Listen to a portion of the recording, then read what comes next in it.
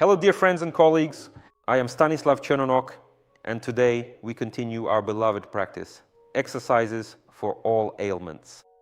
Today we will show you a truly wonderful exercise that we'll explain a bit later exactly which problems it solves and how. But the most remarkable thing about this exercise is that it doesn't require any special effort from you. You will simply be lying in your bed with your legs raised up according to certain principles, and your body will begin to heal. Let's show this exercise right away. It's fairly lengthy. We need to get as close to the wall as possible and lift our straight legs upward. A common mistake is trying to move even closer. That doesn't work well. Your task is to sit down, sit as close to the wall as possible, sideways right. And then press yourself right up against it, and like this, tip yourself over, yes? And you can move just a little bit, right? It's not exactly comfortable, but for most people that's not even necessary because the backs of their legs aren't stretched, and most likely you'll feel tension or a stretch along the back of your thigh. This means you don't need to force the stretch. The work is already happening. So what's the beauty of this exercise? First of all, it changes the brain's perception of where is up and where is down. And this is very beneficial for the brain because the brain wakes up saying, oh my God, it starts to intensely scan the whole body and finds those problems that it had missed due to inattention, and healing occurs. This exercise is extremely useful for intellectual activity and for maintaining brain activity. In addition, at the moment when we lift our legs up, there is a natural outflow of fluid from the legs. This includes venous blood, it helps prevent varicose veins, and it also affects the lymphatic vessels. And overall, this is an excellent way to relieve the heart because there is no need to pump blood into the legs and redirect it through special actions, which are quite demanding for the brain, and instead the blood flows down on its own. What is important to mention here? When we go about our daily lives, like going to work or sitting at our desks, we are constantly in a position where our legs are down. This is natural, and blood flows into them, but it can't easily flow back up. In order for blood to leave the lower limbs, the body constantly has to tense and relax the muscles, tense and relax, pushing the blood upward in this way. But when we lie with our legs up, the body doesn't need to engage the muscles. And this exercise is excellent for relieving tiredness in the legs because it allows you to relax like no other exercise can. Because the muscles don't need to stay tense to push the blood upward, they relax. In addition, this position inevitably focuses your subconscious on the sensations in your legs. I'm sure you're thinking about your legs right now. So you notice them in some way, and because you notice them, they involuntarily relax. Because lying like this is actually quite uncomfortable, but once you relax, suddenly it feels quite pleasant. Isn't that right? It's pleasant. A very important point is that your head should not be resting on a pillow.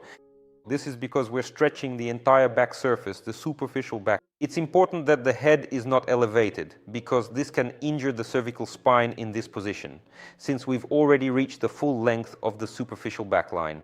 In addition, this pose is extremely beneficial for the abdominal cavity, for the organs in the abdominal cavity, the intestines, and it is also very beneficial for the lower region, the genitourinary system. How does this work? The point is that this position naturally compresses, very gently compresses, the organs of the abdominal cavity, relieves gravity, and lifts the organs of the abdominal cavity and the genitourinary system upward. In this way, relaxation of this structure occurs. It happens very gently. This pose is excellent for restless leg syndrome because it relieves this syndrome and, as a result, leads to a significant improvement in sleep quality. The fact is that when people sleep poorly, in a huge number of cases, it is specifically related to restless leg syndrome. The thing is, waste products, swelling, excessive tension, uric acid crystals, all of this accumulates in the legs. This creates a feeling of restlessness. And now we are gently working with this, and accordingly, relaxed legs mean a relaxed person. How does the body think? If my legs are tense, then maybe I need to run somewhere. And if I need to run somewhere, then I shouldn't be sleeping deeply. But as soon as the legs relax, the body, metaphorically speaking, thinks, aha, I'm relaxed, so I can sleep peacefully. And sleep becomes much better. I recommend starting this practice for about 5 to 10 minutes a day. Do it not every day, but once every 2 or 3 days, and then, starting from the second or third week, switch to a routine of 10, 15 or 20 minutes every day or every other day. You will notice a significant improvement in your condition, and I'm sure you will definitely write that our practices work, and moreover, you will recommend this video to your friends and colleagues. Another beneficial effect is the improvement of the digestive organs' function. This is because we are breaking up adhesions, which very often form when the intestines are directed downward, when the force of gravity pulls them exclusively down. In addition, this improvement also occurs because we compress the inguinal lymph nodes for an extended period, thereby enhancing lymph circulation in the intestines. There is a small enhancement to the pose we are showing you right now. This enhancement is taken from Hatha Yoga. It's called Viparita Karani. I hope the yoga community won't judge me for mispronouncing the name. It is considered the pose of longevity and the pose of eternal youth. To get into it, we need to lift the pelvis higher. That's why we'll rest our feet against the wall, lift the pelvis, and place a pillow here. Yes, here it's very important to move as close to the wall as possible. To start, I think it's not strictly necessary, but as you move closer to the wall, you'll notice that when your pelvis is right up against the wall, the sensation of stretching and subsequent relaxation intensifies. It's much stronger this way. And basically, we've placed a small pillow here. This pose also stretches the lower back and, for example, improves kidney function. A lot of good things happen. With that, we'll say goodbye. I'm extremely pleased that you subscribe, like, and leave comments. I really love reading your comments. For me, it's a wonderful way to relax before bed.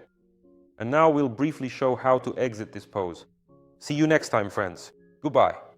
We bend our legs just like this. Oops. And we oops. Are there any other changes?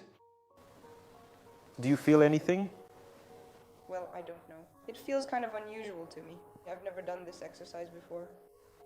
Well, was it hard? To be perfectly honest, it wasn't actually that difficult at all, but it was definitely a bit awkward and uncomfortable. Well, you can feel the strain. Yes. You can feel the strain. Uh-huh. All right. By the way, I actually have friends who do these kinds of exercises every morning and every evening. I never understood what it was for. So what do you think? Do they look good?